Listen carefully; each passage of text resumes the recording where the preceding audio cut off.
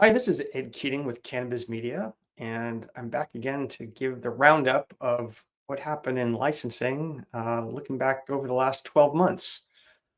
2024 was an interesting cannabis year, just like every cannabis year that preceded it.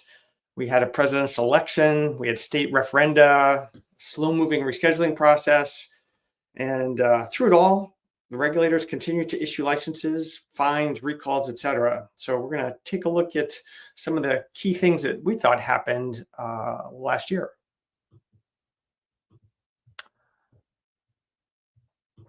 So just to do some level setting, every year we like to take a look at some of the elemental stats of our space. So in the cannabis media world, we have 154,000 cannabis licenses that we have found have been issued over the last 10 years. Now, to nobody's surprise, there aren't that many that are active. That's a much smaller number, which is just under 40,000. And it's been in that range for a while. When people speak of, how many businesses are there, that's usually the number that we quote or are quoted on. And it's staying relatively steady. And looking at how many new ones were issued last year, we counted almost 6,800.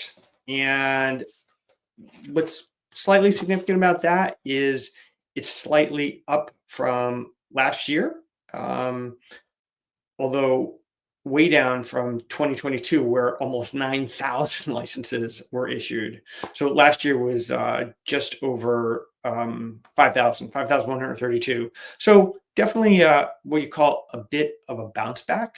So that's a good thing for the industry. Although different states issued certainly at different rates.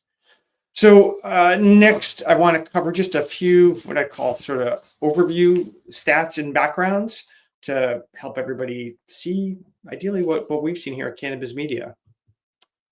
So one thing that we've noticed, and part of how we track the industry, is for these reports, and my team tends to focus on the big three license categories of cultivation, manufacturing, and stores/dispensaries.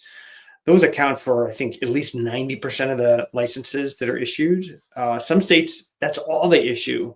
Other states may have a whole laundry list of other specialty things that they thought were important to license. And, as you know, each state is kind of a sovereign nation when it comes to cannabis, and they get to choose their own adventure. So they'll create lots of different types of licenses to track. So here, looking at 2023 and 2024, we can see that cultivation was way up. It accounted for 54% of the new licenses that were issued. Last year was 46%. With stores, it was only 30% this year. Last year, it was 36%.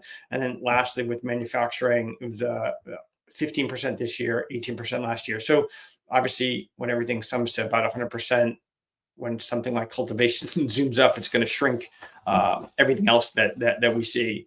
Now, what's interesting is to look across the calendar, which we do on this next slide.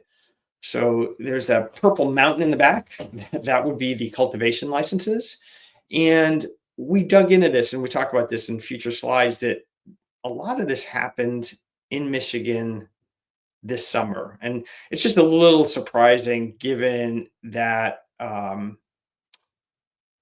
the moratoriums, oversupply, and price pressure are in play here, yet you still see markets like Michigan adding a lot of licenses. The manufacturing, as always, stays pretty steady, and there's certainly some peaks here for the stores. So digging into the geography a little bit more,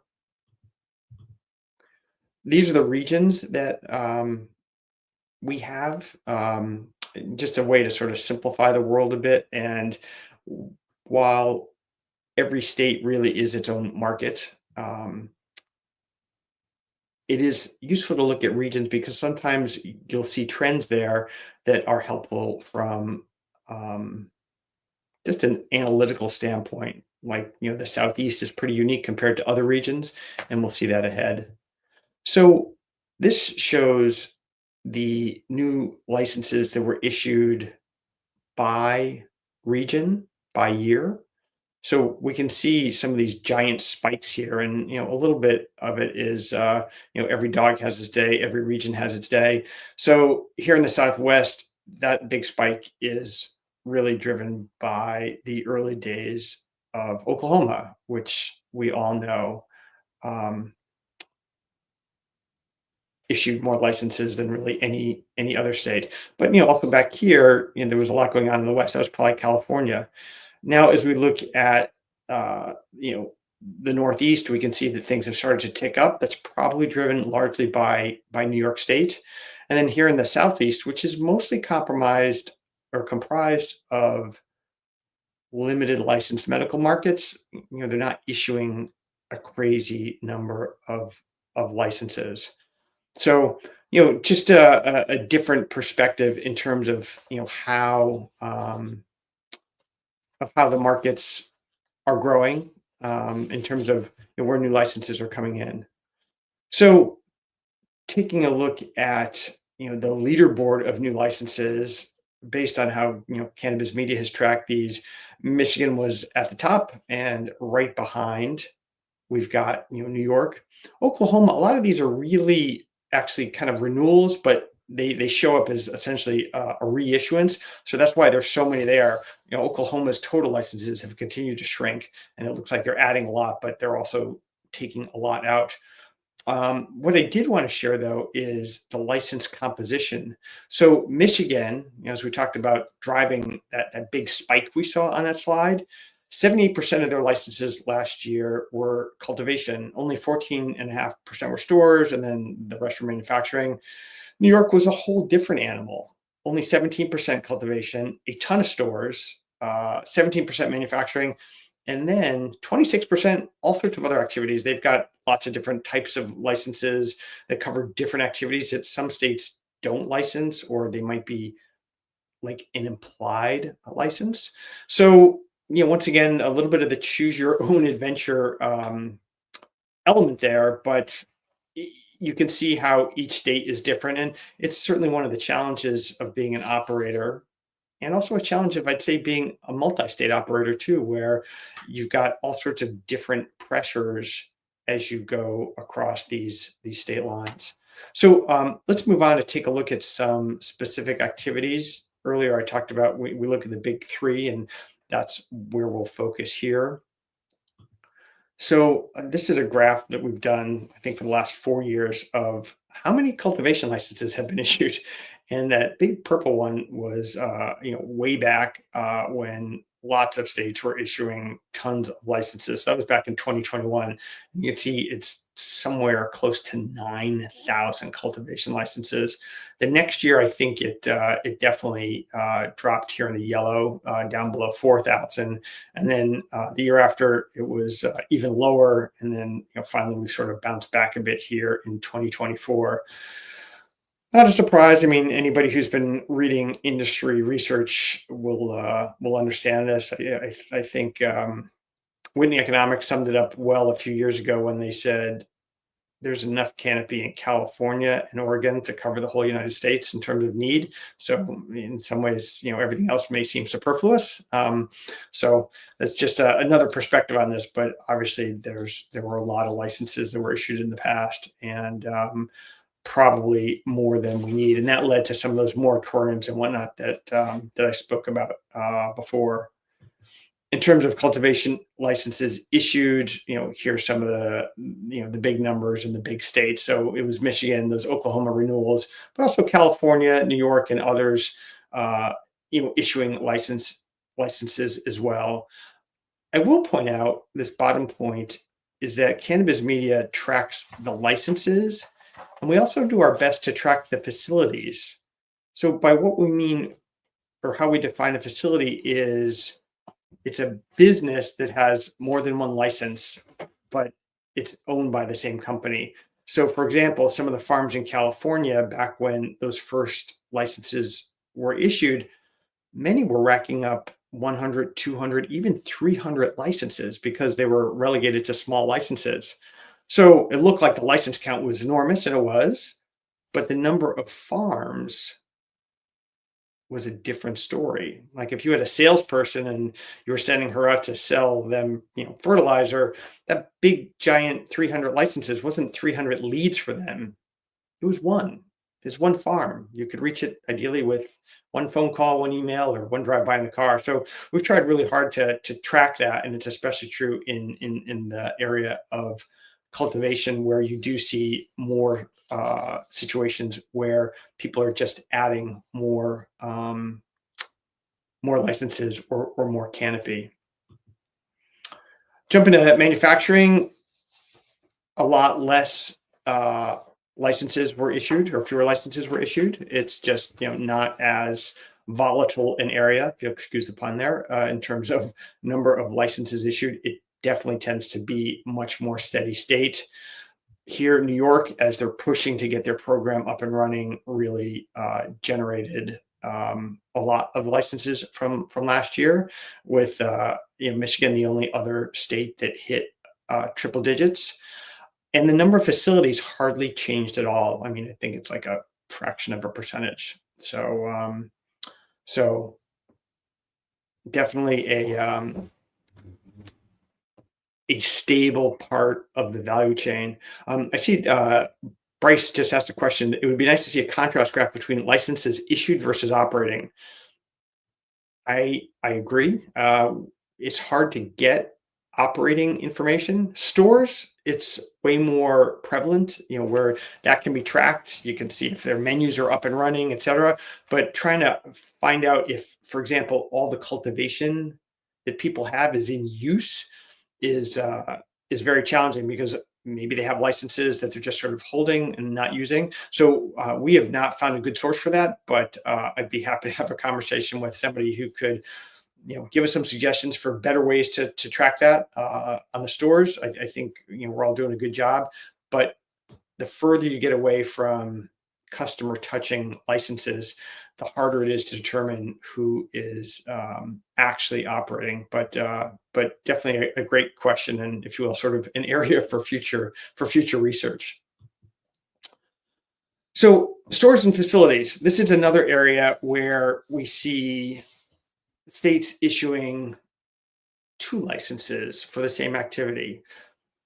This is, stores and facilities. It doesn't happen in every state. I think most famously, we've always seen this happen in Colorado, because they were an early license program, and they created 2 licenses, like a 403 and a 403R, 402, a 402R. You get the idea. The R is recreational. However, we're seeing states move away from this approach. Anybody who's digging deep into this is seeing this notion of dual use licenses. And I think it does a couple things. It simplifies things for the regulator a bit, because there's one business, it has a license, as opposed to one business having 2 licenses. I think it may also, in some cases, reduce some of the licensure headache and cost of compliance for businesses to not have to juggle multiple licenses and those challenges. So what we're seeing here over the course of a couple of years is that the ratio of facilities to stores is shrinking. So back in 2023, early 2023, there were approximately 108 store licenses for every 100 stores. So like an 8% overage. Now that has narrowed to 105 stores, licenses to 100 stores. So it's slowly shrinking as states do away with this this double notion. So that is happening also in states that are doing it across other activities. So I think it's New Mexico and Nevada where we've seen this happening of late, where they're sort of like retiring licenses and combining them. I think this is interesting, but it's also history repeating itself. Last week, the press out in California did this pearl clutching article on, oh my goodness, look at the number of inactive licenses in California compared to active ones. It's an extinction event. Bad things are happening. Well, in looking back, we have 28,000 inactive licenses in California to whatever the active is now. And it's because California has been doing this for a long time. This is just part of the licensure process and the business maturation. They had a whole slew of licenses that they issued at the outset, at the very end of 2017, and like the last 2 weeks of December and into 2018, where they required people to get a medical and an adult license. So they sort of bloated their license counts up. And then they realized after a time, well, that's kind of silly. And then they allowed them to shrink back.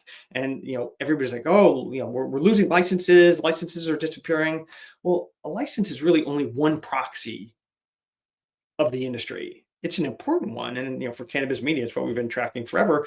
But you have to keep in mind that it's not the end of the world that some of these changes are happening. So anyway, just it pays to dig below the surface to understand what's going on. And we think with this 108 to 105 licenses, it's a small point, but we're going to get closer to a one-to-one match where I can't imagine why a lot of states are going to want to have what I would call sort of that double licensure, and more will follow in the footsteps of Nevada, New Mexico, and California, which I think was probably the one that sort of first did it. In terms of stores on the leaderboard or states on the leaderboard, New York, once again, at the top, they issued a bunch to nobody's surprise. I mean, they've been touting this every week, Friday evenings around 5 o'clock. They put out a press release essentially that's like, hey, here's what happened. But it's good. It's great transparency. They're working really hard to try and get this industry up and running in a state that has a really, really strong legacy market. What's interesting, second point here is 4 states accounted for 57% of the licenses that are new this year, but that's not entirely a surprise. As I showed in that graph earlier that shows the spike by region or by year, every state, every region has their day or days or years where they issue a lot as the license structure is building itself up and more stores, let's say, are coming online. So final point on this one is that we count just over 12,000 stores in the US, holding about 13,000 licenses. So I think we're going to continue to see more stores as time goes on in the states that are trying to build out their programs. So the interesting part is looking ahead. So what does cannabis media see? And these are always dangerous, the predictions, because who the heck knows, especially now. But from what we've been watching, we think New England, the Northeast, the beast in the East is going to continue to issue licenses. I think New York still has a lot of work they want to do. Other states that really everybody's been keeping an eye on is Kentucky, Delaware, where the process is already in place. Eyes are certainly on Minnesota. If I remember correctly, they are doing more lotteries. I think it's in the summer. So they're trying to get their program more up and running. Washington, D.C., this is more of a press report, but some experts have said that they may be able to do up to 270 licenses. Rhode Island has this interesting notion of 24 licenses, but they're trying to do a lottery that's allows people who have the ability to run a business to get the license. So that seems like it could be a challenge. And then Nebraska is also on the docket. That's the only state that made it across the finish line last November. And it says that their Office of Cannabis Management, or whatever the name is supposed to be issuing licenses by October 1st. That's not that far away. So we'll see if that really comes to play. But it's certainly a one more state that's gonna come along. So we'll see how that plays out. In terms of some other topics or issues, I think that lawfare is still going to be part of the licensing process. It hasn't changed really in 10 years. I once wrote a blog post about how state programs are like how teams form in businesses. There's sort of this starting process of norming, storming, performing, et cetera. But there's that storm part in there where it gets pretty messy. And I think most states still have that. I believe some even put it into their process where they know that lawfare is going to be part of this process. Second point I talked about earlier, this notion that I call license dehydration, where I think we're going to continue to see a collapse or a joining of medical and adult to become dual use licenses. It's just easier, but I think we all have to be careful because anybody who's just looking at the license count is going to be like, oh my goodness, the market is shrinking. Not necessarily. The number of stores may be growing or it may be the same, but looking at the licenses is just one thing to keep an eye on. Third one, really important, is substitutes and complements. We already have the legacy market that's not going away, but we also have a lot of activity in the area of hemp and beverages. I was at a conference last week put on by Delta Emerald called CanadaDataCon, and it was all about beverages, and it was fascinating. Some of the research around this whole phenomenon of beverages speaks of how well the hemp side of the industry or part of the industry has paired up closely with the alcohol industry. And I think the Hemp Beverage Alliance points out that it's a very easy union because these beverages sort of fit into all the rails that alcohol already knows. A lot of these products come in cans, just like beer. They fit on the trucks. They fit on the shelves. They fit in the refrigerators. All these things are in place. It's just a different set of ingredients in that package. So we heard a lot about how this is really a growing phenomenon. One chain in Texas did a test in 30 of their stores and then rolled it out to all 230, I think he said after about 2 weeks, because they became so popular. So we're going to see more and more of that. And I think it is a fascinating thing to keep track of. And we've actually added it to Cannabis Media, where when we see states that are issuing the licenses to sell these types of products, we're gathering that information because we think it's really important from a market modeling standpoint. So, here in Connecticut, all the liquor stores or package stores, as they call them, can get a permission to sell low THC beverages. So far, about 430 out of the 1,330 have done that. I imagine more will. So fourth point, will any new states come on board in 2025 and 6? I don't know. There aren't many left, as my colleagues have pointed out. I mean, I think we have Wisconsin, Kansas, Idaho, Indiana. Not seeing a lot of activity there, but a little bit. But I just don't see a big onslaught. And then sort of sadly, we've got rescheduling, descheduling. Based on everything that I've seen coming out of Washington and talking to people, I don't have super high hopes for really anything happening in the short term. As one of the analysts who covered the space pointed out in an article probably about 2 weeks ago, he said that, most people in the country who want access to cannabis can get access to cannabis. All this other stuff that we deal with as insiders in our green bubble here in the cannabis world, like 280E and rescheduling and descheduling and whatnot, is not a big problem for people in Congress or in the White House. They've got a lot bigger issues to deal with. And I think the point in the article too was that nobody's getting voted out for their position on cannabis. There's just way too much else going on. So, sort of started to end on a downer of a note there. But I thought it was sort of an appropriate point of, just reminding us that as businesses in the space, we all have to buckle down.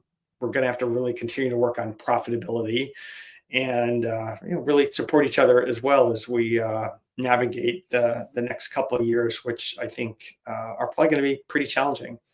So happy to take any more questions. I know a couple have come in. Do appreciate the kudos here from those of you who've thrown those out. And Deline, thanks for weighing in from Oklahoma, a state we love and have been tracking for a while through its ups and downs. And Let's see. Um, let's see. A couple good points that came in here. Um, Ruth Fisher brings up a great point, and she and I were actually at that conference together a few weeks ago about seeing a breakout between mature markets and which are expanding. And I totally agree. Some of that may get caught in those regional things, but you're right. To break those out in a more distinct way is a good idea, and we could do that for future reports because that is. Sort of a harbinger of what some of these new markets have to look for, I think, because while it's all fun when new licenses are coming on board and they're standing the business up, it's going to be much harder when suddenly you've got too many licenses and the existing license holders are asking, please give us a moratorium, please don't issue any more cultivation licenses, et cetera. So a great point and a great suggestion. Let's see. While we wait for other questions to come through, one other project that the team's been working on is the area of violations and recalls, looking back at those from last year. And the one final data point I'll share is that a firm in Florida was issued a fine last year of about, I think it's 2.1 to 2.5 million dollars for selling seeds, which is a big no-no. So they got hit with, I think, $100 for every one they sold or something like that. And I don't know if it got tracked through track and trace. We'll have to do more reporting on that one. But that was certainly one of the more interesting points I've seen as we've been doing some of this research into, how are these businesses being regulated and what is that and what is that looking like going forward? Because we've certainly seen more in the way of recalls. California's done a great job in reporting on that, and also just keeping track of which businesses may be running afoul of the rules and regulations. Okay, let's see. Tammy Parker writes, would it be helpful to see charts by state? Yes, and we have them in our product actually. So all the data that I do comes out of Cannabis Media's platform, and it allows everybody to jump in on what state do they want to see and what activity. So you can drill down and go a little bit crazy, and it also covers a much larger time frame than I put here. I think we go all the way back to like May 2020 to the present, so you can really see how the licenses have moved and whatnot. But yeah, definitely drop me a line. I think the next slide is my contact information. So yeah, if people have questions, love to hear from you, and see if we may have some of the information that may give you some insights as you are doing your own research and strategizing in this wonderful and crazy industry that we found ourselves in. Okay. Connecticut will not release enforcement action details, not even when FOIA'd. 85 to 90% redaction. Maybe we've had better luck. We get some data, I think, but it's few and far between. That's a pretty heavy amount of redaction. But in the past, we've gotten them. We don't have a lot from Connecticut though, but definitely DM me or email me, and I'll take a look and see what we have, because maybe the data that I've got just isn't current because of the redaction. The place that we've waited the longest, from what my team has told me, is New York State. I think they took close to 240 days to get back to us on a FOIA. So whereas other states just post this information. I mean, look at the state of Washington. They've been doing this for a really long time, and they posted thousands of violations. So there's different states. I think approach this differently, but would love to hear more about your Connecticut experience.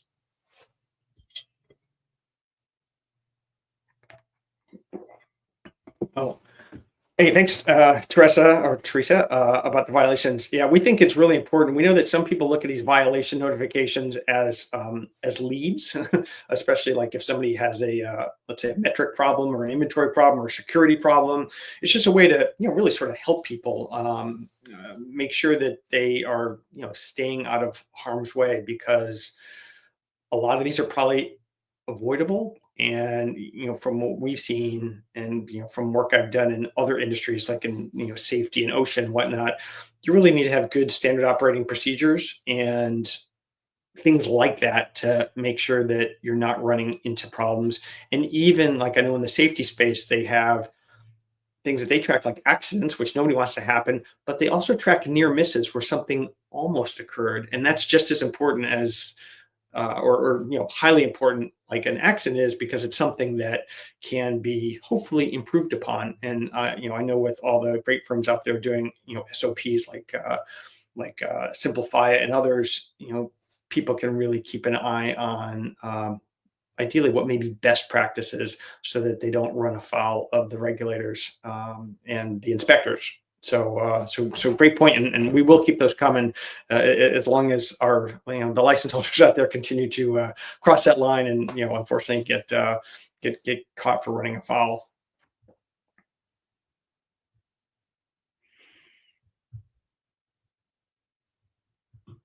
All right. Well, we may have run out of questions at last, but listen, I want to thank everybody for tuning in. We try to keep it brief today. Appreciate the suggestions for other ways to present the data. If you do have specific questions, thoughts, or ideas, or you just want to nerd out on cannabis like me and my research team does, don't hesitate to reach out. That's my direct email, and would love to connect or see you at an upcoming show. We'll be at NECAN in Boston in what, 5-6 weeks. So come by and see us there, and I'll look forward to connecting. Thank you.